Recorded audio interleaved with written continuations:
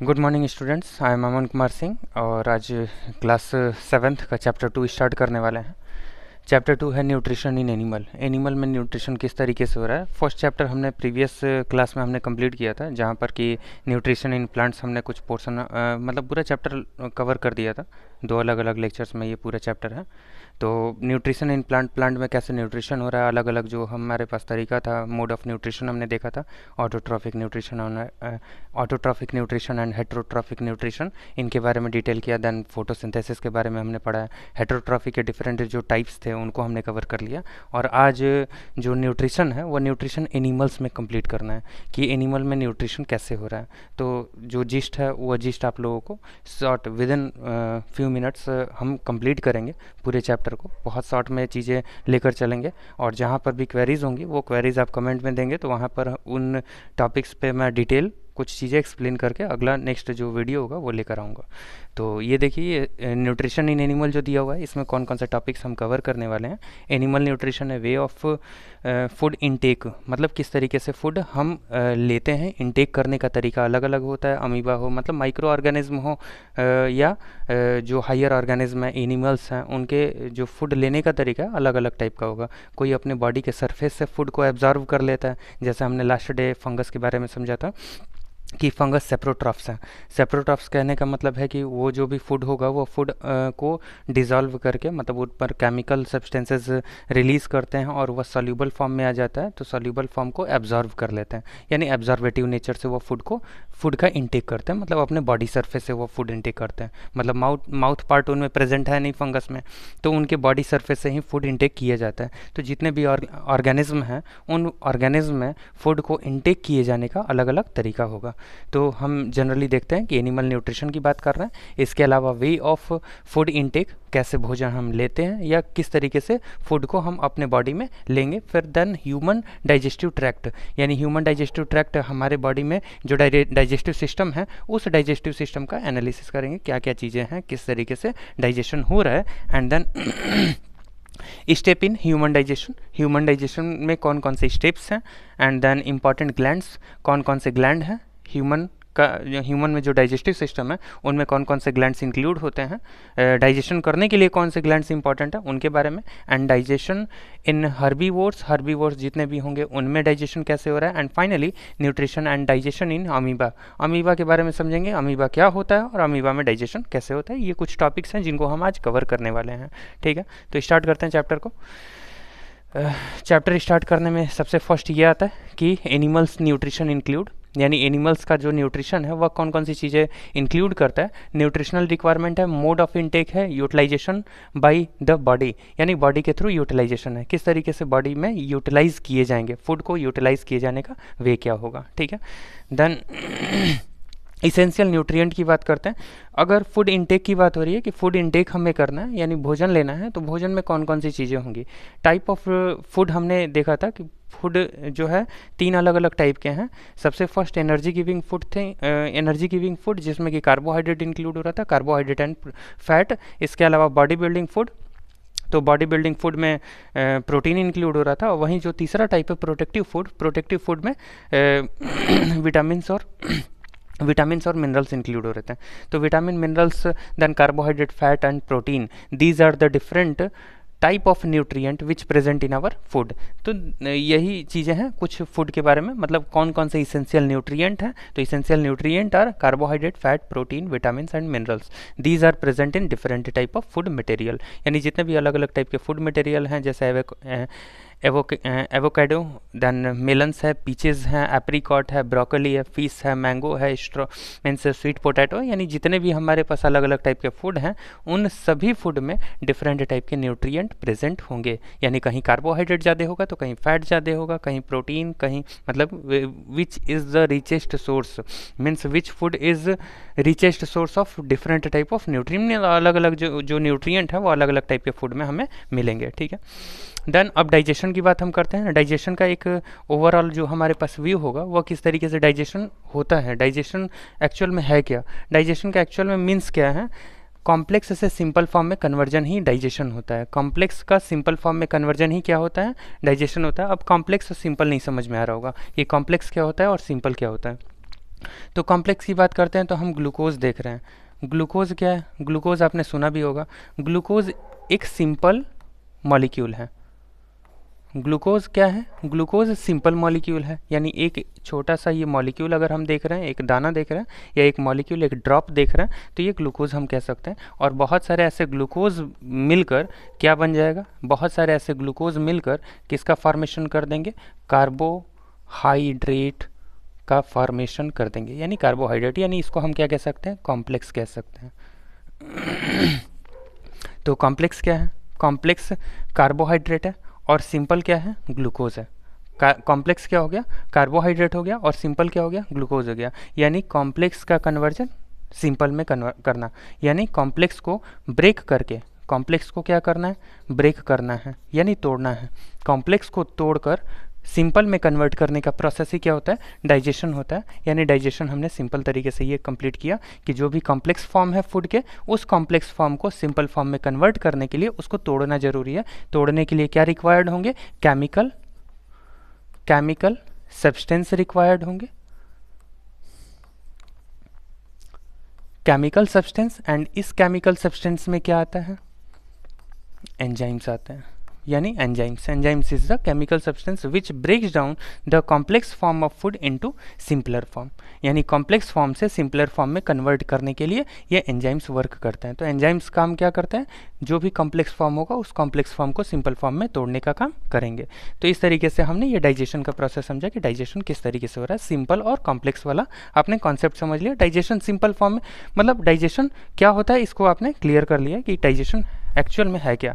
The next step अगर हम देखते हैं, the mode of intake of food by different animals, means जितने भी अलग अलग ऑर्गेनिज्म हैं उन ऑर्गेनिज्म के थ्रू अलग अलग टाइप से फूड का इनटेक किया जाता है। तो फूड का इनटेक हमने देखा था कि हमने अभी चीज़ें जो है समझी है कि कुछ जितने भी ऑर्गेनिज्म अर्थ पे प्रेजेंट है, कुछ ऑर्गेनिज्म अपने बॉडी के सरफेस से क्या करते हैं? फूड को एब्जॉर्व कर लेते हैं, तो वहीं कुछ इनगल्फ करते हैं। इनगल्फ यानी सॉलोइंग अप करते हैं, सॉलोइंग अप यानी निगलने वाला प्रोसेस करते हैं। कुछ च्विंग करते हैं, चबाते हैं, तो कुछ लैपिंग टाइप यानी चाटते हैं। मतलब फूड को लेने के लिए अलग अलग तरीके से जितने भी ऑर्गेनिज्म है फूड का इनटेक अलग अलग तरीके से करेंगे। फूड का इनटेक जो होगा, फूड लेने का जो स्टेप होगा, वह डिफरेंट वेज होगा। तो इस डिफरेंट वेज को ही हम क्या कहते हैं? Means the mode of intake of food very in different organism. अलग अलग जितने भी ऑर्गेनिज्म होंगे उनमें जो mode of intake of food होगा वह वेरी करेगा। वेरी यानी अलग अलग होगा, यानी डिफरेंट होगा, यानी सभी में अलग अलग तरीके से mode of intake of food होगा। तो ये चीज़ें हैं कि डिफरेंट जो ऑर्गेनिज्म हैं उनमें अलग अलग तरीके से इनटेक होता है। तो कुछ चीज़ें हैं। अब डायरेक्ट मोड ऑफ न्यूट्रिशन पे यहाँ पर एक स्टारफिश की अगर कंडीशन हम देखते हैं कि बॉडी में किस तरीके से ये इनटेक करते हैं फूड का, तो इनका जो फूड का इनटेक होगा वह इनके बॉडी मतलब जो माउथ है उस माउथ के थ्रू ही ये जो स्टमक होगा, starfish pops out its stomach through its mouth to eat the soft animal inside the cell. एक इम्पॉर्टेंट पॉइंट है। ये इम्पॉर्टेंट पॉइंट क्या होगा कि जो भी स्टार फिशेज हैं वो अपने माउथ से अपने स्टमक को बाहर की तरफ रिलीज करते हैं, एंड सॉफ्ट जो एनिमल्स होंगे वो सॉफ्ट एनिमल्स उनके सेल यानी उनके बॉडी के अंदर इनगल्फ कर लिए जाएंगे। और जब इनगल्फ हो जाता है then stomach then go back into the body, और जो स्टमक होगा वह फिर से उनके बॉडी के अंदर चला जाता है। तो ये किसका मोड है? This is the mode of intake of food in star fish, यानी स्टार फिश में यह मोड ऑफ इनटेक होगा, यानी फूड को इनटेक करने का ये तरीका होगा। ठीक है। अब नेक्स्ट, अब इम्पॉर्टेंट यहाँ से शुरू होता है हमारा जो चैप्टर है, जहाँ पर कि हमें न्यूट्रिशन समझना है कि न्यूट्रिशन किस तरीके से कंप्लीट हो रहा है। तो न्यूट्रिशन कंप्लीट होने के लिए means nutrition complete generally animals में जो न्यूट्रिशन होगा वो 5 स्टेप्स में कंप्लीट होगा। सबसे फर्स्ट स्टेप है ingestion. Ingestion is the first step to complete the nutrition, यानी न्यूट्रिशन कंप्लीट करने के लिए सबसे पहला जो पार्ट है इंजेशन है। Then second part is digestion, third one is absorption, fourth part is assimilation, and fifth part is egestion. These are the 5 step to complete the nutrition in animals, यानी animals में nutrition complete करने के लिए ये 5 अलग अलग steps हैं। इन 5 steps को कंप्लीट करने के बाद ही न्यूट्रिशन किसी भी ऑर्गेनिज्म में कंप्लीट होता है। तो सबसे फर्स्ट इनटेक हम बार बार सुन रहे हैं, इससे प्रीवियस में भी हमने इनटेक देखते आए हैं कि जितने भी ऑर्गेनिज्म है वो सभी इनटेक करते हैं। इनटेक का मतलब होता है कि फूड ले रहे हैं, फूड लेने का जो स्टेप है उसको हम इनटेक कह रहे हैं। तो फूड लेने का जो स्टेप होगा, intake of food is called as a ingestion. Simple एक टर्म हम समझेंगे, जो हम फूड ले रहे हैं यानी फूड लेने का अलग अलग तरीका अलग अलग ऑर्गेनिज्म में है। जितने भी एनिमल्स हैं वो सभी एनिमल्स अलग अलग तरीके से फूड लेते हैं। तो उसमें जो फूड लेने का जो तरीका होगा, उस फूड लेने के तरीके को हम सबसे पहला स्टेप हम इंक्लूड कर लेंगे, उसे हम क्या कहेंगे, ingestion is the first step in which different organism intake their food in their body. यानी बॉडी में अलग अलग जो भी ऑर्गेनिज्म है जो फूड है वो उसको ले रहे हैं, तो उस प्रोसेस को हम क्या कहेंगे, इंजेशन कहेंगे, सबसे फर्स्ट स्टेप। देन सेकंड है डाइजेशन। अब डाइजेशन क्या होता है? डाइजेशन एक ऐसा स्टेप है जहाँ पर कि हमने कॉम्प्लेक्स को सिंपल फॉर्म में कन्वर्ट होते हुए देखा था कि कॉम्प्लेक्स हमारे पास कोई भी सब्सटेंस है, उस कॉम्प्लेक्स सब्सटेंस, जैसे हमने अभी कार्बोहाइड्रेट की बात की थी, carbohydrate is a complex form of food whereas it converted into the simpler form by breakdown of their chemical composition. मतलब जनरली उसमें जो भी मॉलिक्यूल्स एक दूसरे से बंधे हुए हैं, उन बंधे हुए मॉलिक्यूल्स का ब्रेक डाउन करके उसको सिंपल फॉर्म में कन्वर्ट करने के लिए जो एंजाइम्स काम कर रहे हैं, इसी पूरे होलिस्टिक प्रोसेस को हम क्या कहते हैं, डाइजेशन कहते हैं। या सिंपली कन्वर्ट आप कह सकते हैं, कन्वर्जन कह सकते हैं कि conversion of a complex form into simpler form. Complex form का सिंपलर फॉर्म में कन्वर्जन क्या कहलाता है, डाइजेशन कहलाता है। तो वो डाइजेशन कॉम्प्लेक्स से सिंपल में कन्वर्ट करने के लिए वहाँ पर बीच में क्या होगा, बीच में एंजाइम्स होंगे। ठीक है, तो यही डाइजेशन है, यानी कॉम्प्लेक्स फॉर्म को सिंपल फॉर्म में कन्वर्ट करना, breaking down of complex food into simpler molecules. Then third है एब्जॉर्प्शन। अब एब्जॉर्प्शन का जो मतलब है वो एक्चुअल में क्या है, एब्जॉर्व करना। आप जनरली मिट्टी में भी देखते हैं कि पानी आपने दिया तो वाटर को एब्जॉर्व करता है, सोखता है। तो हमारी बॉडी में सोखने वाली चीज़ें कहाँ हैं, means what is the location where is the absorption occurs in our body. हमारे बॉडी में एब्जॉर्प्शन कहाँ होता है, कौन सा ऐसा लोकेशन है, कौन सा ऐसा साइट है जहाँ पर एब्जॉर्प्शन होता है। तो एब्जॉर्प्शन करने के लिए कौन सा हमारे बॉडी में साइट होगा, that is small intestine. Small intestine is the site where absorption occurs in our body. तो हमारे बॉडी में एब्जॉर्प्शन कहाँ होना है, एब्जॉर्प्शन हमारे स्मॉल इंटेस्टाइन में होना है। तो स्मॉल इंटेस्टाइन अब जनरली हमारे पूरे बॉडी पार्ट्स से, अब एब्जॉर्प्शन लास्टली एक मैं बता रहा हूँ कि अब एब्जॉर्प्शन आप सिंपल फॉर्म में कैसे समझ सकते हैं कि जो भी चीज़ें हमने कॉम्प्लेक्स ली हैं, कॉम्प्लेक्स वह टूट कर वह हमारे बॉडी से होते हुए वह डायरेक्टली स्मॉल इंटेस्टाइन तक जाता है, और स्मॉल इंटेस्टाइन के जो वॉल है उस वॉल के थ्रू एब्जॉर्व हो जाता है। तो एब्जॉर्व होकर वह कहाँ पहुँचेगा, ब्लड में पहुँचेगा। यानी ब्लड में जो इंटेस्टाइन के पास सिंपलर फॉर्म ऑफ फूड थे, उस सिंपलर फॉर्म ऑफ मॉलिक्यूल का हमारे ब्लड में एब्जॉर्व होकर पहुँचना ही क्या कहलाता है, this process is called as absorption.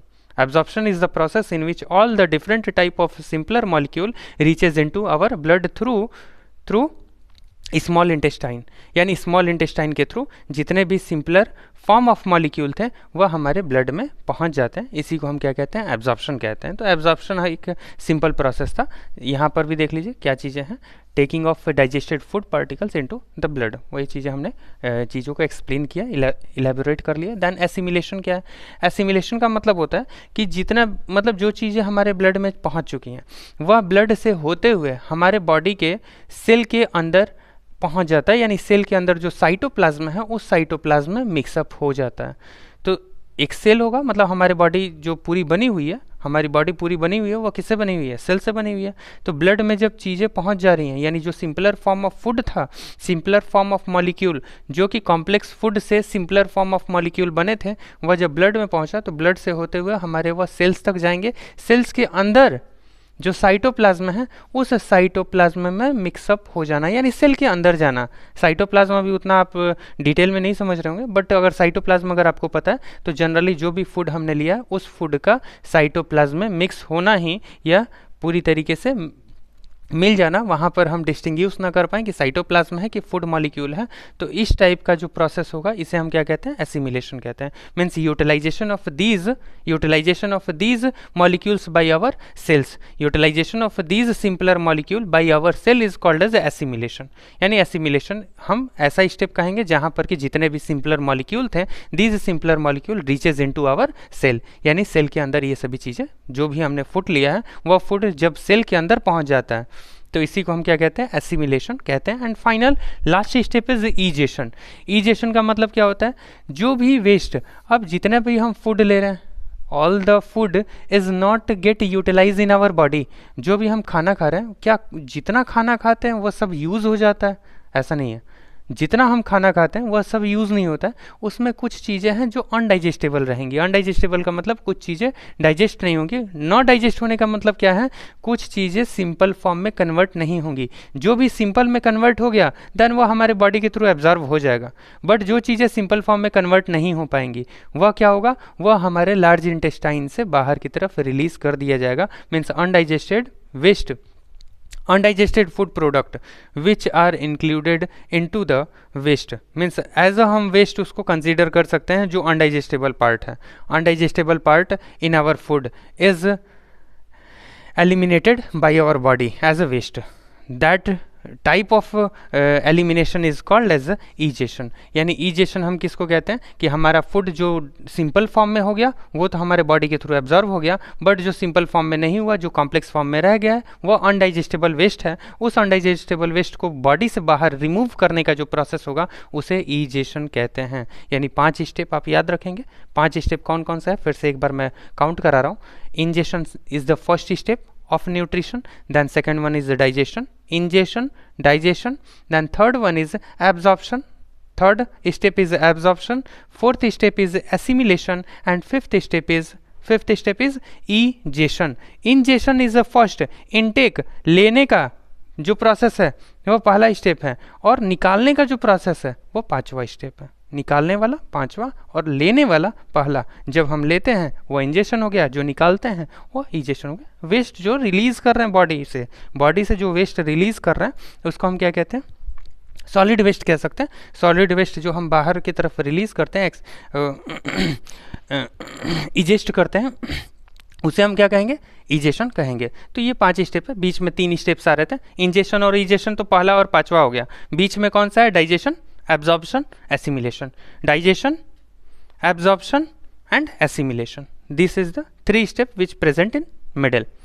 तो ये हमारे पास न्यूट्रिशन के स्टेप है। ये जितने भी ऑर्गेनिज्म हैं सभी ऑर्गेनिज्म इन 5 स्टेप से होकर ही अपना डाइजेशन कंप्लीट मतलब न्यूट्रिशन कंप्लीट करते हैं। न्यूट्रिशन कंप्लीट होने का मतलब जो भी हमने फूड लिया है उस फूड को बॉडी के थ्रू यूटिलाइज किए जाना, और जो भी उसमें रिमेनिंग वेस्ट है उस रिमेनिंग वेस्ट को बाहर करना। यानी जो फूड है उस फूड का पूरा यूटिलाइजेशन ही क्या कहलाता है? न्यूट्रिशन कहलाता है। तो nutrition occurs in the organism by 5 steps। यानी these 5 step is compulsory, these 5 step is compulsory to complete the nutrition in organism. यानी किसी भी ऑर्गेनिज्म में ये 5 स्टेप कंपलसरी हैं। ऑर्गेनिज्म स्पेशली एनिमल्स की बात हो रही है कि जितने भी एनिमल्स हैं ये 5 स्टेप कंप्लीट करने के बाद ही उनमें न्यूट्रिशन पूरा होता है। ठीक है, तो ये कुछ हमने न्यूट्रिशन से रिलेवेंट चीज़ें समझा। देन नेक्स्ट अब स्टार्ट करते हैं ह्यूमन डाइजेस्टिव सिस्टम। तो ह्यूमन डाइजेस्टिव सिस्टम में कुछ इंपॉर्टेंट जो टर्म हैं उन टर्म्स को देखेंगे, उसके बाद इसके बारे में इसका जो डाइजेशन का प्रोसेस होगा उस डाइजेशन के प्रोसेस को कंप्लीट करेंगे। तो डाइजेस्टिव जो सिस्टम है उस डाइजेस्टिव सिस्टम में इंपॉर्टेंट ऑर्गन्स हैं, जैसे हम टंग देख रहे हैं, देन माउथ है, फेरिंग्स है, लैरिंग्स इसमें इंक्लूड करने की ज़रूरत नहीं है यहाँ पे। फेरिंग्स हो गया, देन ओइसोफेगस हो गया। ओइसोफेगस मीन्स फूड पाइप है। ओइसोफेगस क्या है? फूड पाइप हम कह सकते हैं। Food pipe is oesophagus. Then stomach है, pancreas, small intestine, liver, gall bladder, large intestine, rectum, anus. These are the different part of our digestive system. यानी digestive system के ये अलग अलग पार्ट्स हैं। अब यहाँ पर हम कुछ चीज़ें यहाँ पर अलग कर देते हैं, जैसे लीवर हो गया और इसके अलावा पैनक्रियाज हो गया। लीवर, पैनक्रियाज, तो ये हमारे पास क्या है? एसोसिएटेड डाइजेस्टिव ग्लैंड है। एसोसिएटेड डाइजेस्टिव ग्लैंड यानी लीवर में जो बाइल जूस बनेगा, बाइल जूस अभी आगे समझेंगे बाइल जूस क्या होता है।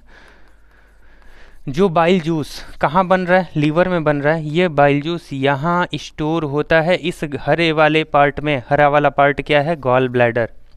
गॉल ब्लैडर में यहाँ जो बाइल बनेगा, बाइल बनता कहाँ है? लीवर में बनेगा। बाइल बनेगा कहाँ? Bile is produced in the liver and released from liver to store in the gallbladder, and gallbladder secrete this bile into the small intestine, यानी यह जो बाइल है यह गॉल ब्लैडर कहाँ सिक्रीट करेगा, स्मॉल इंटेस्टाइन में सबसे पहले सिक्रीट करता है। ठीक है, तो जनरली यहाँ पर फिर से एक बार देख लेंगे आप कि यहाँ पर कौन कौन सी चीज़ें प्रेजेंट है। इंपॉर्टेंट जो है पार्ट यहाँ पर मैं इंडिकेट कर रहा हूँ, उन पार्ट को ध्यान रखेंगे। जो इंपॉर्टेंट पार्ट है लीवर और गॉल ब्लैडर, लीवर में बाइल जूस बन रहा है और स्टोर कहाँ हो रहा है, गॉल ब्लैडर में स्टोर हो रहा है। पैनक्रियाज से पैनक्रियाटिक जूस बनेगा।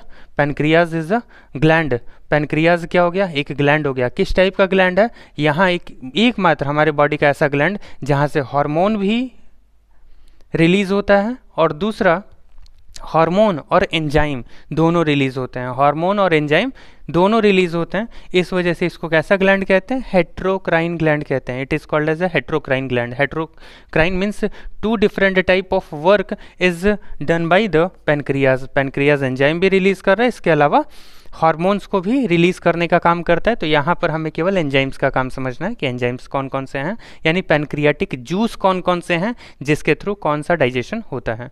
ठीक है, तो पैनक्रियाज आप यहाँ देख रहे हैं, पैनक्रियाज ये जो है ये क्या होगा, पैनक्रियाज होगा। This is the pancreas which is associated digestive gland.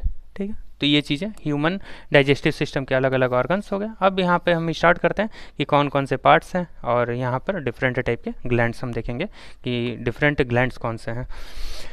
अब सबसे फर्स्ट है डाइजेस्टिव सिस्टम हम देख रहे हैं। The food Passage through a continuous canal called digestive tract. Digestive tract include mouth, buccal cavity, food pipe, stomach, small intestine, large intestine, rectum, anus. This is the pathway. ये एक pathway दिया हुआ है जहाँ से कि फूड होते हुए नीचे से बाहर से मतलब बाहर रिलीज हो जा रहा है। यानी माउथ हो गया, बकल कैविटी क्या है, जो हमारे माउथ के अंदर का स्पेस है, जो माउथ में फूड ले रहे हैं तो अंदर स्पेस है, तब तो फूड अंदर की तरफ जाके टेम्पररी स्टोर हुआ। टेम्पररी स्टोर कहाँ हो रहा है, माउथ के अंदर हो रहा है। तो माउथ तो ऊपर से जो हमारा सरफेस है वो माउथ हो गया, देन अंदर की तरफ जो स्पेस है, this space is called as buccal cavity. Buccal cavity, अंदर की तरफ माउथ के अंदर जो स्पेस है उसको हम क्या कहते हैं, बकल कैविटी या ओरल कैविटी भी कह सकते हैं। उसको हम क्या कह सकते हैं, ओरल कैविटी भी कह सकते हैं। तो ओरल कैविटी या बकल कैविटी हो गया। देन फूड पाइप, जिस रास्ते से ये फूड मतलब च्युइंग हम करेंगे, चबाएंगे, चबाने के बाद वो फूड नीचे की तरफ जाएगा। किस रास्ते से जा रहा है, फूड पाइप से, यानी ओएसोफेगस से होते हुए जा रहा है। सबसे फर्स्ट स्टमक, स्टमक के बाद स्मॉल इंटेस्टाइन, स्मॉल इंटेस्टाइन के बाद लार्ज इंटेस्टाइन यानी रेक्टम और एनस से होते हुए जो भी वेस्ट होगा वो रिलीज हो जाएगा और स्मॉल इंटेस्टाइन पर जो यूटिलाइज किए जाने वाला पार्ट है, जो सिंपलर फॉर्म में जो चीज़ें कन्वर्ट हो चुकी हैं वो एब्जॉर्व हो जाएंगी। तो ये एक स्टेप है, एक पाथवे है। And then associated digestive gland की बात करते हैं तो सलाइवरी ग्लैंड जो कि हमारे माउथ में प्रेजेंट होगा, इसके अलावा लीवर, पैनक्रियाज, यानी सलाइवरी ग्लैंड हो गया, लीवर हो गया, पैनक्रियाज हो गया, और इसके अलावा जो एसोसिएटेड डाइजेस्टिव ग्लैंड में आएगा वो आएगा इंटेस्टाइनल ग्लैंड आ जाएगा, इंटेस्टाइनल ग्लैंड, इंटेस्टाइनल ग्लैंड आ जाएगा। और एक और ग्लैंड आ जाएगा गैस्ट्रिक ग्लैंड, गैस्ट्रिक ग्लैंड। ठीक है, ये एसोसिएटेड डाइजेस्टिव ग्लैंड में हम इंक्लूड नहीं करेंगे क्योंकि ये केवल स्टोर करने का काम करता है। तो 5 ग्लैंड याद रखेंगे आप। सबसे फर्स्ट है सलाइवरी ग्लैंड जो कि हमारे माउथ में प्रेजेंट है, salivary gland which are present in our mouth. Second liver, third pancreas, liver जो कि बाइल जूस बनाने का काम करता है, पैनक्रियास जो पैनक्रियाटिक जूस बना रहा है, intestinal gland which are present in our intestine, तो इंटेस्टाइन में इंटेस्टाइनल ग्लैंड प्रेजेंट है जो कि इंटेस्टाइनल जूस बनाने का काम करता है। And gastric gland is present in our stomach, यानी स्टमक में कौन से ग्लैंड प्रेजेंट हैं, स्टमक में, पेट में कौन से ग्लैंड प्रेजेंट होंगे, स्टमक में कौन से ग्लैंड प्रेजेंट है, gastric gland is present in our stomach. Gastric gland से releases gastric juices, gastric gland क्या रिलीज करते हैं, gastric juices for the digestion of our food, यानी फूड के डाइजेशन के लिए गैस्ट्रिक जूसेस गैस्ट्रिक ग्लैंड से रिलीज होता है। तो ये 5 ग्लैंड आप याद रखेंगे कि ये 5 ग्लैंड क्या हैं, these 5 glands is called as associated digestive gland, associated digestive gland. अब आगे की तरफ देखते हैं। माउथ सबसे फर्स्ट स्टेप है कि माउथ से क्या हो रहा है, इनटेक ऑफ मीन्स सबसे फर्स्ट स्टेप जो न्यूट्रिशन का हमने पढ़ा था, इंजेशन। तो इंजेशन में क्या हो रहा था, इनटेक ऑफ फूड हो रहा था। तो इनटेक ऑफ फूड के लिए क्या जरूरी है, माउथ जरूरी है। जनरली टीथ का काम क्या है? टीथ का काम है च्युइंग करना। देन हमारे टंग का काम क्या होगा? सलाइवा जो हमारे माउथ में लगातार रिलीज हो रहा है उस सलाइवा के साथ फूड को अच्छे तरीके से मिक्स करना, वह किसका काम है? हमारे टंग का काम है। टंग एक स्पून की तरह भी काम करता है। जैसे कुछ भी हमें लेना है तो सबसे फर्स्ट टंग को हम बाहर करते हैं, तो टंग एक स्पून की तरह भी काम करता है। टंग इज ऑल्सो भी work as cleaning of our teeth, यानी टिथ को क्लीन करने के लिए भी दांत में कुछ फंस गया है तो सबसे पहले जीभ वहाँ पर जाएगा, टंग वहाँ जाता है, तो हमारे टिथ मतलब टंग जो है, टंग का रोल क्या होगा? टंग हमारे टिथ को क्लीन करने के लिए भी काम कर रहा है। टंग एक स्पून की तरह भी काम करता है। टंग जो है सलाइवा जो हमारे माउथ में रिलीज हो रहा है उस सलाइवा को फूड में मिक्स करने के लिए भी टंग का इंपॉर्टेंट रोल है। Tongue also work for the speak means work means important role play in speaking, यानी स्पीकिंग यानी बोलने में भी हमारे मतलब टंग इंपॉर्टेंट रोल प्ले करता है, यानी बोलने में भी इंपॉर्टेंट एक रोल किसका होगा? टंग का होगा। ठीक है, यानी स्पीकिंग में टंग का रोल इंपॉर्टेंट है। ठीक है, अब यहाँ पर देखेंगे हम कि माउथ के बारे में। तो माउथ के बारे में हमने देख लिया कि माउथ में इंजेक्शन वाला प्रोसेस था। देन टिथ से हमने देखा कि परमानेंट टिथ का नंबर कितना होगा? 32 is the permanent teeth. And जो फर्स्ट टिथ जो मिल्क टिथ होंगे, मिल्क टिथ का नंबर कितना होता है? 20 इन नंबर। जो मिल्क टिथ हैं वो कितने होंगे? 20 होंगे, जिससे कि हम क्या कहते हैं, जो फर्स्ट सेट ऑफ टीथ है उसको हम क्या कहते हैं? मिल्क टीथ कहते हैं। और दूसरा जो परमानेंट टीथ है, जो मिल्क टीथ होंगे, उस मिल्क टीथ के सेड होने के बाद, सेड यानी वो सब झड़ने के बाद क्या आएंगे? परमानेंट टीथ आएंगे। परमानेंट टीथ का जो नंबर होगा वह कितना होगा? परमानेंट टीथ का जो नंबर होगा वह 32 होगा। जैसे उसमें 4 अलग अलग टाइप के हमारे बॉडी में टिथ होते हैं, यानी जो भी ह्यूमंस हैं, ह्यूमंस में 4 अलग अलग टाइप के टिथ होंगे। सबसे फर्स्ट जो हमारे टिथ हैं, सबसे फर्स्ट मतलब 4 जो अलग अलग टाइप के टिथ हैं उनमें इंसाइजर है, प्री मोलर है, मोलर है और कैनाइन है, यानी these 4 different type of teeth. यानी सबसे first canine, then premolar, molar और incisor. These are the 4 different type of teeth. तो ये चारों अलग अलग टाइप के टिथ हैं। तो इन टिथ के थ्रू क्या हो रहा है? च्युइंग वाला प्रोसेस होता है, यानी कटिंग, बाइटिंग, टीयरिंग और वेयरिंग एंड ग्राइंडिंग।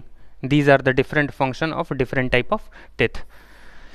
तो यहाँ पर हम देख भी पा रहे हैं कि कौन कौन से अलग अलग टाइप के फंक्शन ऑफ टिथ, ये चीज़ें आप देख लेंगे कि इंसाइजर का जो काम है वह कट करने का है फूड को। जो कट करने का काम किसका होगा? इंसाइजर का होगा। इंसाइजर जो फ्रंट के टिथ हैं उनको हम क्या कहते हैं? इंसाइजर कहते हैं। टीयरिंग और वियरिंग का काम जो है, टीयरिंग यानी चीरने फाड़ने का जो काम है वह किसका है? कैनाइन का है। कैनाइन यानी जो फ्रंट के टिथ हैं, इन फ्रंट के टिथ को छोड़कर जो किनारे के ये दोनों दांत हैं, इन दोनों दांत को हम क्या कहते हैं? कैनाइन कहते हैं। And then premolar and molar, ये जो पीछे के सेट हैं, ये जो पीछे के सेट हैं, इन टिथ को हम क्या कहते हैं? प्री मोलर सबसे फर्स्ट, ये दोनों जो टिथ होंगे ये प्री मोलर होंगे, और उसके पीछे के जो 3 दांत पीछे की तरफ प्रेजेंट हैं वह क्या है? वह मोलर हैं, जो कि ग्राइंडिंग एंड मतलब क्रशिंग एंड ग्राइंडिंग का काम करते हैं। क्रशिंग एंड ग्राइंडिंग का काम करते हैं, यानी पूरी तरीके से फूड को पीसने का काम करते हैं। तो ये हमारे पास टिथ, ये 4 अलग अलग टाइप के टिथ प्रेजेंट होंगे। ठीक है, अब ये हम देख रहे हैं कि टूथ जो डीके करने का जो प्रोसेस होगा, डीकेइंग का एक्चुअल में रीज़न क्या है? जैसे जनरली हम देखते हैं कि डीकेइंग के प्रोसेस को थोड़ा सा यहाँ इलेबोरेट करेंगे, चीज़ें थोड़ा सा यहाँ पर हम समझते हैं कि कौन कौन सी चीज़ें इसमें इंक्लूड होंगी। सबसे फर्स्ट है डीकेइंग में जो लेफ़्ट ओवर फूड हमारे माउथ में होगा, उस फूड को हम क्या कर रहे हैं? यहाँ leftover food in our mouth, bacteria break down the sugar, produces acid. This acid damage the enamel part of our teeth.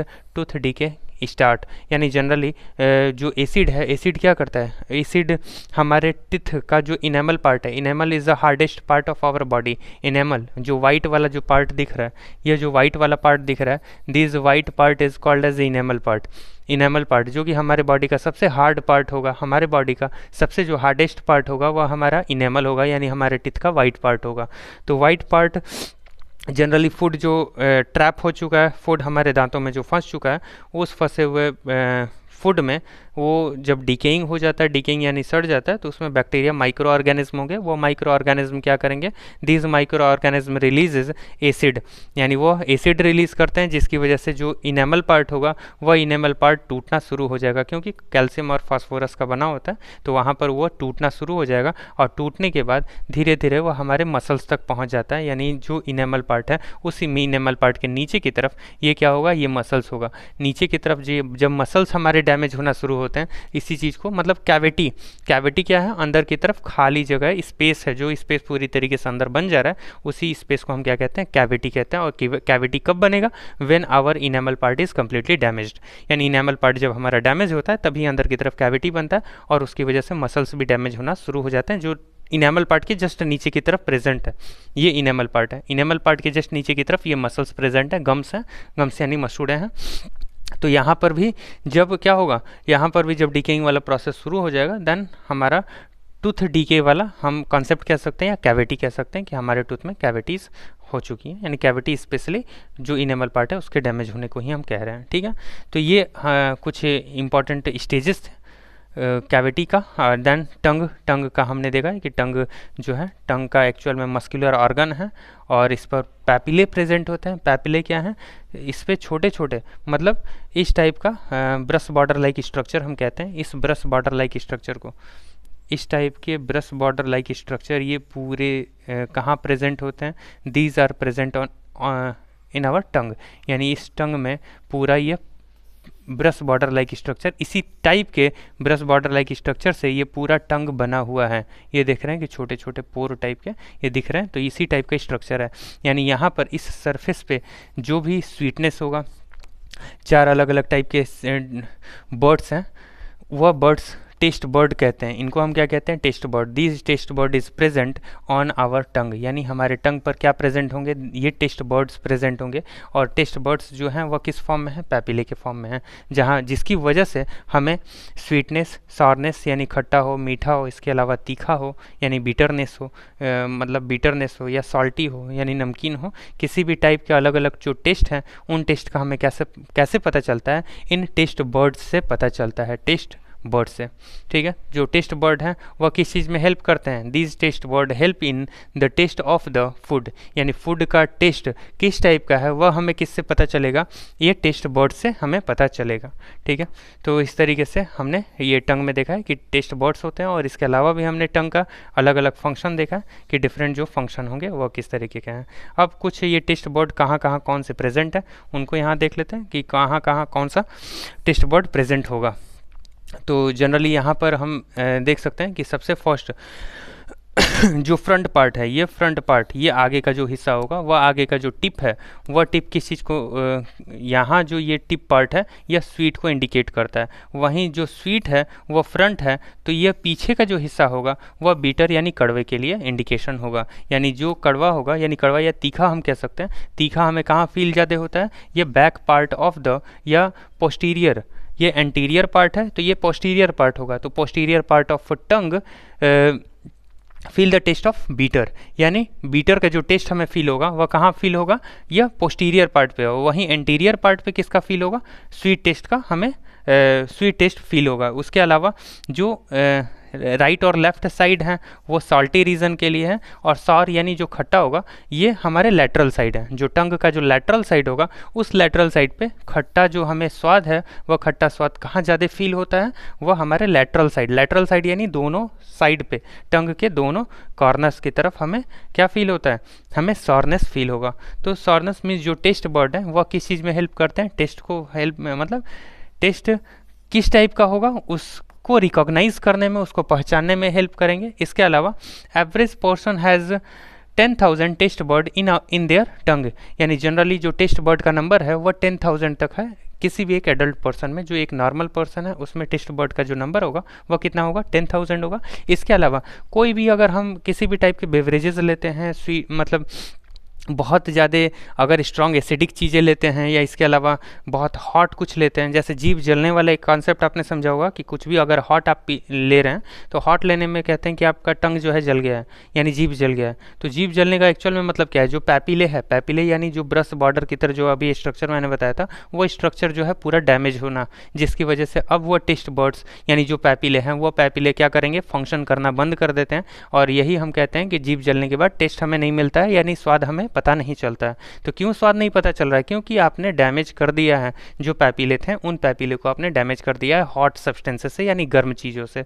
तो गर्म अगर कुछ भी आप लेते हैं उसकी वजह से पैपिले अगर डैमेज हो जा रहे हैं, देन हम टेस्ट को रिकॉग्नाइज नहीं कर पाएंगे, टेस्ट नहीं पहचान पाएंगे कि स्वीट है या बीटर है। इसके अलावा अल्कोहल लेने वाले कंडीशन में या स्मोकिंग के कंडीशन में, किसी भी टाइप के बेवरेजेस को लेने के कंडीशन में, नार्कोटिक चीज़ें लेने के कंडीशन में, मतलब कोई भी अगर पर्सन है वो जो कि क्या कहते हैं जैसे टोबैको है, तंबाकू जो खैनी हम कहते हैं, तो वो खैनी अगर कोई खा रहा है तो उसकी वजह से भी जो टंग के पैपिले हैं वो डैमेज होते हैं। तो जनरली बहुत सारे अलग अलग रीज़न हैं जिसकी वजह से हमारे पैपिले अगर डैमेज हो जाते हैं, देन हमें टेस्ट अच्छे तरीके से रिकॉग्नाइज हम नहीं कर पाएंगे, यानी टेस्ट को हम अच्छे तरीके से नहीं पहचान पाएंगे कि कौन सा टेस्ट किस टाइप का है। तो ये कुछ रीज़न्स हैं जिसकी वजह से हमारे टेस्ट बड्स डैमेज होते हैं। ठीक है, तो ये टंग का मेन रोल हो गया। देन टंग से रिलेवेंट कुछ प्रॉब्लम्स हैं, इस टाइप का आप अलग अलग टाइप का टंग देख सकते हैं। तो ये डिफरेंट टाइप के जो सोर्स हैं, छाले हम देख सकते हैं, या स्वेकलिंग, और इसके अलावा टंग कैंसर है, टंग अल्सर है, टंग में छाले पड़ना है। ये अलग अलग टाइप की जो डिसऑर्डर्स हैं वह किसकी वजह से हैं, हमारे लाइफ स्टाइल में किसी भी टाइप के डिस्टर्बेंस, मतलब जनरली जो हम इनटेक कर रहे हैं उस इनटेक में कहीं ना कहीं अगर डिस्टर्बेंस है, यानी जो फूड का इनटेक होगा वह इनटेक अगर प्रॉपर तरीके से एक रेगुलेटेड मैनर में नहीं है, या अगर नार्कोटिक है या किसी भी टाइप का बहुत हॉट या किसी भी टाइप के सब्सटेंसेस को रेगुलर हैबिट पर अगर हम ले रहे हैं, तब उस केस में यह डिसऑर्डर्स या इस टाइप के डिजीज़ होने के चांसेस होते हैं। ठीक है, तो ये सिचुएशंस हैं। देन ओएसोफेगस जो फूड पाइप है, इस फूड पाइप में हमने कोई भी फूड लिया है तो ये फूड क्या है, ये फूड रिदमिक कॉन्ट्रैक्शन से ये नीचे की तरफ मूव करता है, और ये मूव करते हुए कहाँ पहुँचेगा, स्टमक में पहुँचेगा। ठीक है, तो इस प्रोसेस को हम क्या कहते हैं, एक प्रोसेस सिंपल सा एक आप समझेंगे, peristalsis process. This peristalsis process is called as, यानी यह जो पेरिस्टाल्सिस प्रोसेस है, इस पेरिस्टाल्सिस प्रोसेस का मतलब क्या है, this is known as rhythmic contraction and relaxation of muscle to push the food downward, यानी जो फूड है उस फूड को नीचे की तरफ धक्का देते हुए यह कहाँ तक पहुँचाना, इसको स्टमक तक पहुंचाने के प्रोसेस को हम क्या कहते हैं, पेरिस्टाल्सिस प्रोसेस कहते हैं। जहां पर कि जो मसल्स हैं वह सिकुड़ती और फैलती रहती हैं, सिकुड़ना और फैलना। जैसे हम एक और प्रोसेस हम समझ सकते हैं, जैसे स्नेक है, स्नेक क्या करता है, किसी भी फूड को सॉलो अप करता है, निगलता है, तो निगलने के बाद क्या होता है, उसके बॉडी में जहाँ जहाँ से वह फूड जा रहा है वहाँ पर स्किन फैल रहा है। देन वह जो स्किन है वह स्किन पहले मतलब कॉन्ट्रैक्शन, यानी कॉन्ट्रैक्शन सिकुड़ना और फैलना, ये दोनों प्रोसेस लगातार चलते रहता है, जिसकी वजह से वो फूड धीरे धीरे नीचे की तरफ खसकता रहता है। तो इस प्रोसेस को, यानी फैलने और सिकुड़ने के साथ फूड को नीचे की तरफ ढकेलने के प्रोसेस को हम क्या कहते हैं, पेरिस्टाल्सिस कहते हैं। यानी rhythmic contraction and relaxation of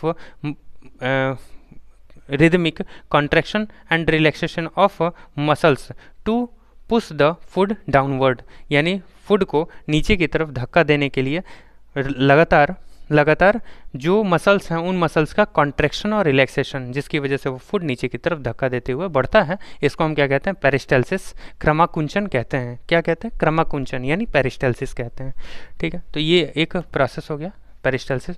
और इस जो फूड पाइप है, इस फूड पाइप का एवरेज लेंथ कोई इंपॉर्टेंट नहीं है, बट एक एवरेज ऑन एन एवरेज आप ध्यान रखेंगे 20 से 25 सेंटीमीटर के बीच में इसका वो होता है, लेंथ होता है।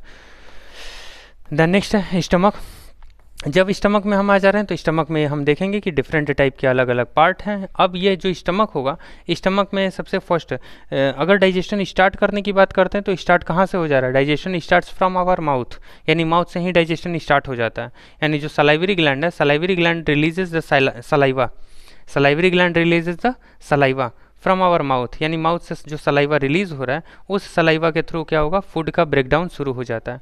तो फूड का ब्रेकडाउन यानी केवल कार्बोहाइड्रेट, यानी जो माउथ में ही डाइजेशन शुरू हो रहा है उस डाइजेशन में अगर आपको बताना होगा कि माउथ में कौन कौन से फूड का डाइजेशन होता है, only carbohydrate break into the simpler form, that is maltose. मतलब सिंपलेस्ट फॉर्म में कन्वर्ट नहीं हो रहा है, सिंपलर फॉर्म में कन्वर्ट हो रहा है, माल्टोज। आगे समझेंगे कि माल्टोज क्या होता है। सिंपली ये चीज़ें ध्यान रखना है कि जो भी कार्बोहाइड्रेट है, कार्बोहाइड्रेट खुद के सिंपल फॉर्म में, मतलब सिंपल फॉर्म में कन्वर्ट होता है, और वह किसकी वजह से कन्वर्ट हो रहा है, हमारे सलाइवा की वजह से।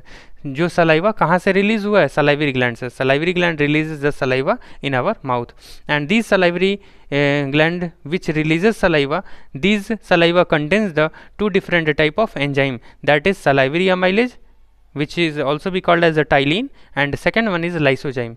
Both enzymes is work for the, means first enzyme work for the breakdown of complex food into simpler form, second enzyme works for the killing of bacteria which comes through our mouth, यानी mouth के साथ, मतलब through our food, यानी food के साथ जो भी bacteria हमारे माउथ में पहुँचे हैं उन बैक्टीरिया को ख़त्म करने का काम लाइसोजाइम एंजाइम काम करता है। लाइसोजाइम जो एंजाइम होगा वह काम उसको मारने का, यानी जो भी डिफरेंट बैक्टीरिया होंगे जो फूड के साथ हमारे माउथ में पहुँचे हैं उनको किल करने का काम किसका होगा, लाइसोजाइम एंजाइम का होगा।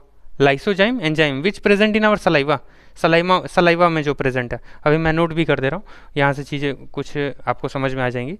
तो ये आप देखेंगे कि और उसके बाद स्टमक का कुछ रोल हम यहाँ पर डिस्कस करेंगे कि स्टमक का क्या रोल है। तो सलाइवरी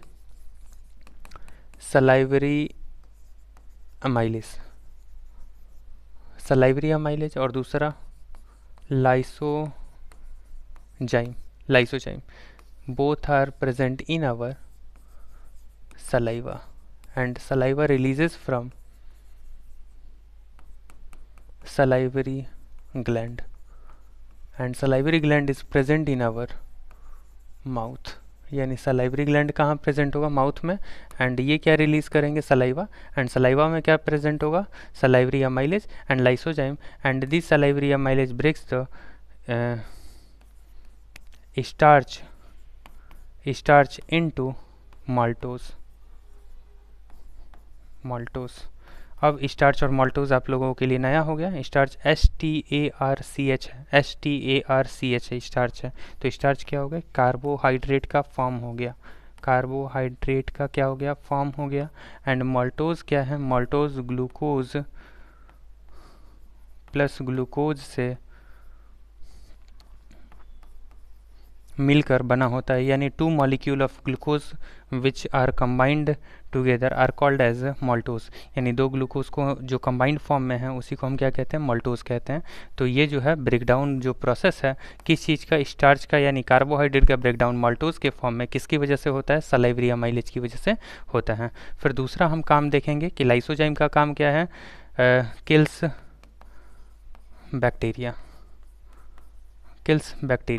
बैक्टीरिया को मारने का काम, यानी एक तरीके से एंटीबायोटिक का काम करता है। एंटीबायोटिक यानी जो भी बैक्टीरियाज आ रहे हैं फूड के साथ, उन फूड के साथ आए हुए बैक्टीरिया को मारने का काम किसका होगा, लाइसोजाइम का होगा। एक सिंपल एक और एग्जांपल मैं दे रहा हूँ जहाँ पर कि आपको चीज़ें और थोड़ा सा क्लियर हो जाएंगी कि जैसे किसी भी जानवर का, जैसे गाय या भैंस आपने देखा होगा कि उसके बॉडी पर कहीं भी स्क्रैचेस या कट है तो उस कट को हमेशा लिक करती है, चाटते रहती है। तो जो माउथ में और उसी से वो जो उस पर ऐसा तो है नहीं कि हम डिटॉल से उसको साफ़ करने जाते हैं, उस पर रेगुलर बेसिस पर उस पर हम दवा लगा रहे हैं तब वो जाके ठीक होगा। ऐसे ही वो नॉर्मली उसके अगर बॉडी पे स्क्रैच है, कट्स हैं, तो वो ऐसे ही अपने टंग से उसको लिक करेगी, यानी चाटते रहेगी, और चाटने के मतलब बाद कुछ समय बाद ही वो क्या होता है, घाव ठीक भी हो जाता है। इसका रीज़न एक्चुअल में क्या है कि जो सलाइवा में लाइसोजाइम प्रेजेंट है वो सलाइवा उसके घाव पर जब पहुँचेगा, सलाइवा जब उसके घाव पे पहुँचेगा तो उसके सरफेस पे जितने भी बैक्टीरिया हैं, चूँकि बैक्टीरिया अगर रह जाते हैं तो ही वह उसको क्या करेंगे, उनके सेल को डैमेज करेंगे, एसिड रिलीज़ करेंगे, मसल से डैमेज होगा, वहाँ पर पस बनना शुरू हो जाएगा, मवाद ववाद बनना शुरू हो जाएगा। तो इस टाइप की वजह से इस टाइप की कंडीशन से वह पूरा जो सरफेस है वह सड़ना शुरू हो जाता है। तो इन चीज़ों का कंडीशन, मतलब इस टाइप की कंडीशन एनिमल्स में नहीं होंगी, क्योंकि वह जब लिक करेंगे, चाटेंगे, तब उसकी वजह से उनका जो सलाइवा है उनके घाव पर स्प्रेड होगा, फैलेगा, और वो जो सलाइवा उनके घाव पर फैल रहा है, उस घाव पर जब फैलता है तो वहाँ पर जितने भी बैक्टीरियाज हैं वह बैक्टीरिया लाइसोजाइम के इफेक्ट से वह खत्म हो जाएंगे, और एक तरीके से एंटीबायोटिक का काम वह उनका सलाइवा कर रहा है, जिसकी वजह से वह खुद से अपना प्रोटेक्शन कर लेते हैं, खुद से अपना बचाव कर लेते हैं। अगर कोई दवा हम उस पर नहीं भी लगाते देन उसके बाद भी वह उनका जो घाव होगा वह नॉर्मल हो जाएगा। तो इस टाइप की कंडीशन हमें एनिमल्स में जनरली देखने को मिलती है। तो ये हमने देखा कि लाइसोजाइम का काम क्या होगा, किल्स बैक्टीरिया, यानी बैक्टीरिया को किल करना, which means this lysozyme enzyme is present in the saliva, यानी यह जो लाइसोजाइम एंजाइम होगा ये कहाँ प्रेजेंट होगा, सलाइवा में प्रेजेंट होगा। और सलाइवरी अमाइलेज, एक और चीज़ ध्यान रखेंगे कि सलाइवरी अमाइलेज को ही हम क्या कहते हैं, टाइलिन कहते हैं। Salivary amylase is also be called as a ptyalin. Ptyalin या सलाइवरी अमाइलेज दोनों एक ही बात है, ठीक है। तो यहाँ हमने एक ग्लैंड भी कंप्लीट कर लिया। ग्लैंड कौन सा है, सलाइवरी ग्लैंड, सलाइवरी ग्लैंड, जो कि एसोसिएटेड डाइजेस्टिव ग्लैंड था। अब यहाँ पर स्टमक हम देखेंगे। स्टमक क्या है, स्टमक जो है जे शेप्ड का होता है। स्टमक किस शेप का होता है, stomach is J shaped structure. तो जे शेप्ड स्ट्रक्चर हम देख रहे हैं कि यहाँ पर स्टमक का जो स्ट्रक्चर है वो कैसा है, जे शेप्ड है। और इसके अलावा इसमें गैस्ट्रिक जूसेस भी रिलीज होते हैं। गैस्ट्रिक जूसेस यहाँ पर रिलीज हो रहे हैं, सिक्रेशन ऑफ स्टमक। स्टमक का सिक्रेशन थोड़ी होगा यार, गैस्ट्रिक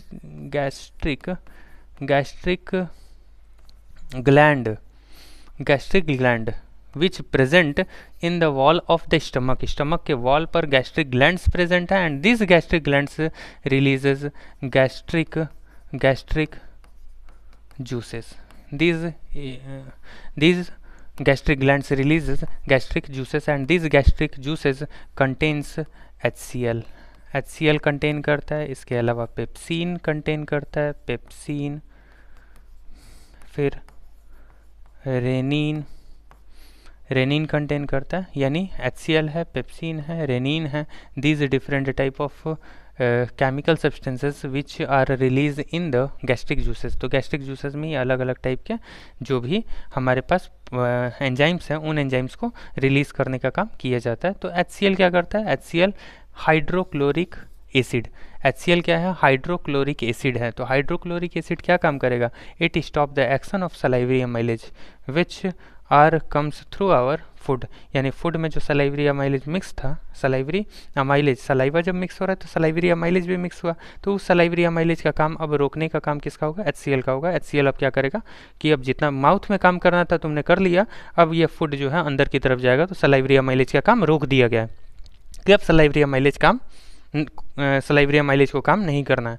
और जो फूड था उस फूड को एसिडिक नेचर, क्योंकि ये क्या है, हाइड्रोक्लोरिक एसिड है, तो हाइड्रोक्लोरिक एसिड का काम क्या होगा, जो भी फूड हमने लिया है उस फूड को एसिडिक नेचर में कन्वर्ट करने का काम किसका होगा, HCl का होगा।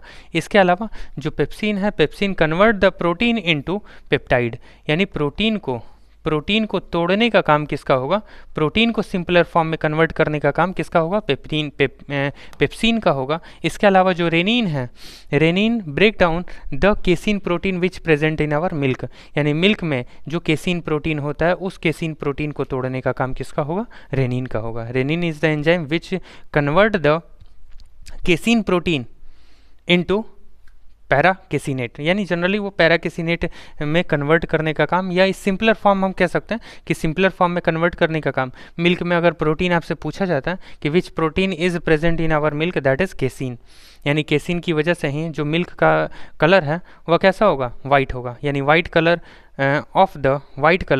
Of milk is due to casein protein, यानी केसिन प्रोटीन की वजह से ही वाइट कलर होता है। वहीं जो कैरोटीन प्रोटीन है वो कैरोटीन प्रोटीन की वजह से येलोइश कलर हमें देखने को मिलता है। कैरोटीन प्रोटीन की वजह से कैसा हमें कलर देखने को मिलेगा, थोड़ा सा येलोइश कलर हमें जो है मिल्क का देखने को मिलता है। तो ये जनरली हम देखते हैं कि रेनिन जो है वह मिल्क प्रोटीन को डाइजेस्ट करने का काम करता है, वहीं जो पेप्सिन होगा वह प्रोटीन को सिंपलर फॉर्म में कन्वर्ट करने का काम करेगा।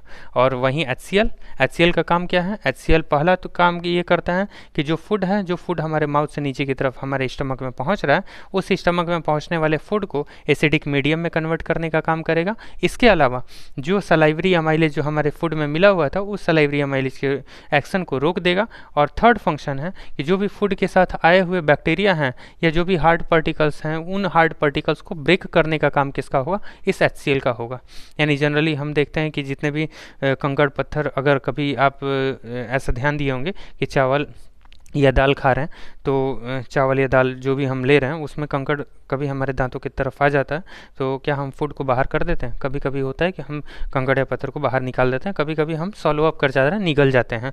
तो निगलने के बाद भी क्या वो कंकड़ पत्थर हमारे बॉडी के थ्रू डाइजेस्ट होगा या नहीं होगा? वो क्या कंकड़ पत्थर हमारे बॉडी में वो स्टोर हो जाएगा? ऐसा नहीं है। जो HCl है वो HCl क्या करता है, जो भी हमारे स्टोन्स या जो भी पेबल्स हमारे माउथ के थ्रू, हमारे फूड के थ्रू अंदर की तरफ पहुँच गए हैं या बैक्टीरिया जो बच गए हैं, लाइसोजाइम तो पहले किल कर देगा, उसके बावजूद भी अगर कुछ चीज़ें बच गई हैं, कुछ बैक्टीरियाज बच गए हैं, तो उनको मारने का काम कौन करेगा? अंदर की तरफ जो प्रेजेंट HCl है वो बाकी का काम कर देगा। और जो भी हार्ड सब्सटेंसेस है, हार्ड पार्टिकल्स हैं, उनको भी ब्रेक करने का काम किसका होगा? HCl का होगा। इसके अलावा पेप्सिन और रेनिन भी हमने समझ लिया है कि पेप्सिन और रेनिन का फंक्शन क्या है। तो यहाँ पर आप देख सकते हैं digestive juices which break down protein into simpler substances, यानी सिंपलर सब्सटेंस में कन्वर्ट करने का काम। एक म्यूकस, अपने हम जो म्यूकस है उसको हमने नहीं डिस्कस किया है। तो म्यूकस कहाँ प्रेजेंट है? Mucus is present in the wall of the wall of the stomach is completely covered by mucus. यानी म्यूकस के थ्रू, म्यूकस एक स्टिकी, मतलब स्टिकी फ्लूइड है, स्टिकी फ्लूइड जो कि चारों तरफ से लगा हुआ है। किसके चारों तरफ से? जैसे म्यूकस हमारे नोज में भी है, which traps the dust which are comes in inhalation. यानी इनहेलेशन जब हम सांस लेते हैं तो सांस लेने में जितना भी डस्ट होगा, जितने भी माइक्रोब्स होंगे, बैक्टीरिया होंगे, तो जो हमने जनरली ये चीज़ें ऑब्जर्व किया है कि नाक में बाल भी होते हैं, इसके अलावा थोड़ा सा चिपचिपा एक फ्लूइड भी होता है। ऐसा क्यों है? ये फ्लूइड या बाल नाक में होने का एक्चुअल में कॉज क्या है? तो जो एयर है, एयर जो हमारे नाक के थ्रू अंदर की तरफ जाना है, उस एयर को फिल्टर करने के लिए यह नोज़ में जो हेयर प्रेजेंट है, उन हेयर का इंपॉर्टेंट रोल किस में है? फिल्ट्रेशन में है। फिल्टर करने के लिए यह हेयर, नाक में जो बाल है वो बाल प्रेजेंट होते हैं। इसके अलावा जो म्यूकस होगा, जो चिपचिपा पदार्थ होता है, यानी स्टिकी जो एक विस्कस फ्लूइड होता है, वह स्टिकी विस्कस फ्लूइड क्यों प्रेजेंट होता है? कि जो भी माइक्रोब्स या जो भी डस्ट पार्टिकल्स हमारे नोज से अंदर की तरफ जाएंगे, उन डस्ट पार्टिकल्स या माइक्रोब्स को अपने अंदर ट्रैप करने का काम, या चिपक जाते हैं, जितने भी उसमें डस्ट पार्टिकल्स या माइक्रोब्स होंगे वह चिपक जाएंगे और अंदर की तरफ जो एयर जाएगा वह क्लीन जाएगा। इसके लिए बाकी चीज़ें यहाँ पर नोज में प्रेजेंट है अंदर की तरफ, जो कि प्रोटेक्शन है। यह हमारे बॉडी का क्या है? प्रोटेक्शन है, प्रोटेक्टिव पार्ट है। उसी तरीके से स्टमक में चूंकि HCl रिलीज हो रहा है, HCl हाइड्रोक्लोरिक एसिड है, हाई एसिडिक नेचर है। एसिडिक नेचर कैसा है? हाई है। तब उस टाइप के एसिड से हमारे स्टमक का वॉल कहीं रप्चर ना हो जाए, स्टमक का वॉल कहीं रप्चर ना हो जाए, उस रप्चर होने से बचाने के लिए, यानी जो रप्चर होना है, मतलब वॉल का रप्चर होना है, उस रप्चर होने से बचाने के लिए यह म्यूकस की लाइनिंग प्रेजेंट है। अब जब म्यूकस की लाइनिंग जो प्रेजेंट है, तो जनरली एक और नॉर्मल जो वो है ऑब्जर्वेशन है उसको मैं बता रहा हूँ कि जनरली आप कहते हैं कि एसिडिटी हो चुका है। एसिडिटी एक्चुअल में है क्या? या बर्निंग ऑफ स्टमक, यानी पेट में जलन होना। इस टाइप की कंडीशन आपने सुना होगा कि पेट में जलन हो रहा है या एसिडिटी हो जाना। इसका एक्चुअल में कॉज क्या है? जो हमारा म्यूकस मेम्ब्रेन है, म्यूकस यानी lining of the mucus, lining of the mucus which present in our stomach. Stomach में ये जो म्यूकस की लाइनिंग अंदर की तरफ प्रेजेंट है, यह क्या प्रोटेक्ट कर रही है? हमारे वॉल को प्रोटेक्ट कर रही है। जब हम एक्स्ट्रा एसिड ले लेते हैं, एक तो एसिड हमारे स्टमक में खुद ही ऑलरेडी रिलीज हो रहा है, HCl ऑलरेडी हमारे स्टमक में रिलीज हो रहा है, इसके बाद भी हम एसिड कुछ बाहर से ले रहे हैं। जैसे हमने गोलगप्पा यानी फुल्की खा लिया तो वहाँ पर खट्टा है, एसिड एक्चुअल में है क्या? जो भी चीज़ें हम खट्टा खा रहे हैं वो सब एसिड ही हैं। जो नमक वाला ज़्यादा खा रहे हैं वह कैसा है? वह बेसिक है। और जो एसिड और बेसिक में आपने डिफरेंस देखा होगा, तो एसिड जितना ज़्यादा खट्टा होगा, जैसे लेमन, लेमन क्या है? एसिड होता है। लेमन में, लेमन यानी नींबू में कौन सा एसिड प्रेजेंट है? सिट्रिक एसिड प्रेजेंट है। कौन सा एसिड प्रेजेंट होगा? सिट्रिक एसिड प्रेजेंट होगा। तो जितना भी एसिड होता है, जितना भी एसिड होता है, उसका नेचर कैसा होगा? वो सॉर नेचर होगा, सॉर यानी खट्टा नेचर होगा उसका। तो ये जो एसिड हम बाहर से अंदर की तरफ दे रहे हैं, बाहर से जब अंदर की तरफ वो एसिड जाता है तो हमारे स्टमक में क्या करेगा? हमारे स्टमक के वॉल को, एक तो पहले से एसिड ऑलरेडी हमारे स्टमक में रिलीज हो रहा है, उसके बाद एक्स्ट्रा हम एसिड बाहर से भी ऐड कर दे रहे हैं, तब उस कंडीशन में क्या होगा? जो वॉल है उस वॉल की भी कुछ लिमिटेशन है। म्यूकस मेम्ब्रेन कितना एसिड कंट्रोल करे, कितने एसिड से प्रोटेक्ट करे, आखिर वो प्रोटेक्ट कर रहा है। और एक्स्ट्रा एसिड या बहुत ज़्यादा अगर एसिडिक नेचर अगर हमने प्रोवाइड प्रोवाइड कर दिया, तब उस कंडीशन में क्या होगा, जब वॉल रप्चर करना शुरू कर देगा तो उसको हम क्या कहते हैं, बर्निंग कहते हैं, बर्निंग ऑफ आवर स्टमक, यानी पेट में जलन होना, इस टाइप की कंडीशन। और एसिडिक कंडीशन या एसिडिटी होना, एक्स्ट्रा एसिड अगर हमारे स्टमक में स्टोर हो जा रहा है, उसकी वजह से हम क्या कहते हैं, उसको हम एसिडिटी कहते हैं, यानी खट्टी डिकार आना या इस टाइप का जो हमारा सिम्टम होगा, इसको हम क्या कहते हैं, एसिडिटी कहते हैं। एक्स्ट्रा एसिड हमारे बॉडी में ऐड होने के बाद ये कंडीशन शुरू होता है। ठीक है, तो कुछ चीज़ें हमने यहाँ पर स्टमक से रिलेवेंट डिस्कस कर लिया। अब इसके बाद जो नेक्स्ट पार्ट होगा स्मॉल इंटेस्टाइन। स्मॉल इंटेस्टाइन हमने जो समझा है वहाँ पर क्या कंडीशन होगा कि स्मॉल इंटेस्टाइन एक्चुअल में है क्या। स्मॉल इंटेस्टाइन का मतलब कि absorption site, it is a absorption site. मतलब स्मॉल इंटेस्टाइन क्या है, एब्जॉर्प्शन साइट है। ये हम इंटेस्टाइन वॉल देख रहे हैं, इंटेस्टाइन का वॉल ऐसा ही है, इसी टाइप का फोल्डेड है दीज स्टमक वॉल। एक और चीज़ मैं वहाँ एसिड से बता रहा हूँ कि कभी भी आप लोग पानी पूरी चाहे कोई भी अगर चीज़ें जो पानी पूरी बना रहा है वो अच्छे तरीके से ग्लव्स व्लव्स पहन के खिला रहा है तो ठीक है, लेकिन ये चीज़ें ध्यान देंगे कि बार बार अगर एसिड में अगर हाथ जा रहा है और एसिड की वजह से क्या होता है, हमारे सेल डैमेज होते हैं। अभी आपने टूथ डिकेइंग वाले में समझा है कि टूथ डिकेइंग वाले में जब बैक्टीरियाज हमारे टूथ पे आ जाएंगे तो वो बैक्टीरियाज एसिड रिलीज़ करते हैं, जिसकी वजह से इनेमल पार्ट डैमेज होता है। एसिड हमारे स्टमक में ज़्यादा है, जिसकी वजह से म्यूकस मेम्ब्रेन डैमेज होता है। तो यहाँ पर भी एसिड यानी खट्टी चीज़ें बार बार अगर कांटेक्ट में आ रहा है, कोई पानी पूरी खिलाने वाला यानी जनरली गोलगप्पा खिलाने वाला, तो उस कंडीशन में क्या होगा, वो जो एसिड है उस एसिड में बार बार उसका हाथ जा रहा है। तो जहाँ पर भी क्रैक्स होंगे या जनरली ये जो हमारे कॉर्नर्स हैं, इन कॉर्नर्स पे क्या होगा, अगर एसिड लग रहा है यानी खट्टा पानी लग रहा है, तब उसकी वजह से यहाँ पर ये चूँकि सॉफ्ट स्किन है, अब यहाँ पर ये क्या होगा, ये जो सेल हैं वह सेल डैमेज होना शुरू कर देंगे। और जब सेल डैमेज होंगे तो सेल के डैमेज होने के बाद यहाँ पर किसका फॉर्मेशन होगा, पस का फॉर्मेशन। चूँकि बैक्टीरियाज के इन्वायरमेंट में हम हैं तो वहाँ पर पस का फॉर्मेशन होगा, और फिर से वो पानी में अगर हाथ लगाता है तो जो भी उसके अंदर का इन्फेक्शन होगा वो पानी में जाएगा और उस पानी से वो वुल्गी में फुल्की से आपके बॉडी में पहुंचने वाला है। तो ग्लव्स अगर जहाँ पर भी पहने हुए हैं या प्रोटेक्टिव मतलब प्रोटेक्टिव तरीके से अगर कोई सर्व करने वाला है तो फिर वहाँ पर खाना सेफ है। बट किसी भी तरीके से जो हाथ से ही डुबा कर ऐसे खिलाते रहते हैं, सर्व करते रहते हैं खट्टी चीज़ों को, चाहे किसी भी टाइप के वेंडर्स यानी खाने वाली चीज़ों को, तो वहाँ से इन्फेक्शन के चांसेस रहते हैं कि उसके बॉडी का इन्फेक्शन आपके अंदर जा सकता है। तो इन चीज़ों से भी हमें अपने आप को प्रोटेक्ट करना चाहिए। तो अब यहाँ नेक्स्ट टॉपिक जो हमारा होगा स्मॉल इंटेस्टाइन। तो स्मॉल इंटेस्टाइन देखेंगे कि स्मॉल इंटेस्टाइन एक्चुअल में क्या है। ये जो हम फोल्डिंग्स देख रहे हैं, this foldings is called as a small intestine. इन फोल्डिंग्स को हम क्या कहते हैं, स्मॉल इंटेस्टाइन कहते हैं। और स्मॉल इंटेस्टाइन जो अंदर की तरफ है ये हो गया स्मॉल इंटेस्टाइन, और लार्ज इंटेस्टाइन ये बाहर की तरफ की जो फोल्डिंग्स हैं इनको हम क्या कहते हैं, लार्ज इंटेस्टाइन कहते हैं। इंटेस्टाइन का एक्चुअल में रोल क्या होगा, this intestine contains the means ये इंटेस्टाइन एक्चुअल में 6.25 मीटर लंबे हैं, 6.25 मीटर इनका लेंथ होगा। वहीं जो लार्ज इंटेस्टाइन है उन लार्ज इंटेस्टाइन का जो लेंथ होगा वह 1.5 मीटर होगा। यानी बाहर का जो लार्ज इंटेस्टाइन है वह छोटा होता है कंपैरेटिवली अंदर की तरफ के जो इंटेस्टाइन है उनसे। यानी 6.25 मीटर का मतलब पता है, 1 मीटर में अप्रॉक्स 3 फीट के आसपास होता है। 1 मीटर अप्रॉक्स 3 फीट, यानी 1 मीटर में 3 फीट के आसपास होता है। यानी 6 मीटर का मतलब है 6 3 जा 18, यानी 18 फीट के आसपास। हमारी हाइट कितनी है, 5 या 5 पॉइंट मतलब 6 फीट के अप्रॉक्स एक मतलब नॉर्मल पर्सन की हाइट क्या होगी, 6 फीट हम मान लेते हैं। तो जो ये लेंथ है, इसका जो लेंथ होगा 3 टाइम्स ऑफ आवर हाइट, यानी हमारे हाइट का 3 गुना इनका लेंथ होता है, यानी इस स्मॉल इंटेस्टाइन का लेंथ होता है। And this small intestine contains the intestinal gland. Intestinal gland, ये इंटेस्टाइनल ग्लैंड कंटेन करते हैं स्मॉल इंटेस्टाइन। ये एब्जॉर्प्शन साइट भी है, यहाँ पर आप देख सकते हैं 7.5 मीटर नहीं है, ये गलत लिखा हुआ है। तो from the stomach food enters to it, मतलब जो स्टमक होगा, स्टमक से ये फूड कहाँ जाता है, स्मॉल इंटेस्टाइन में पहुँचेगा। हाईली क्वाइल्ड स्ट्रक्चर है, ये क्या करता है, एब्जॉर्प्शन प्रोवाइड, ये रिसीव करता है पेनक्रियास से, पेनक्रियाटिक जूसेस को भी रिसीव करेगा। इसके अलावा जो ये इनके जो वॉल होंगे, स्मॉल इंटेस्टाइन का जो वॉल होगा वह इंटेस्टाइनल जूसेस को भी रिलीज़ करना शुरू करता है। यानी कौन कौन सी चीज़ें यहाँ पर, ये जो है 3 अलग अलग पार्ट होता है इसमें। यानी जो स्मॉल इंटेस्टाइन है, स्मॉल इंटेस्टाइन इज डिवाइडेड या categorize into 3 part, duodenum, jejunum and ileum. Duodenum is the first part of small intestine. Small intestine यहाँ से शुरू हो रहा है ना, ये पार्ट आपका स्मॉल इंटेस्टाइन। यहाँ तक तो स्टमक था, ये जे शेप्ड हमें जो दिख रहा है ये स्टमक हो गया। स्टमक से ये जो सबसे पहला वाला पार्ट है, इस पहले वाले पार्ट को हम क्या कहते हैं, ड्यूडेनम कहते हैं। इसी ड्यूडेनम में, duodenum is the first part of small intestine, तो इसी ड्यूडेनम में कौन कौन से जूसेस रिसीव हो रहे हैं।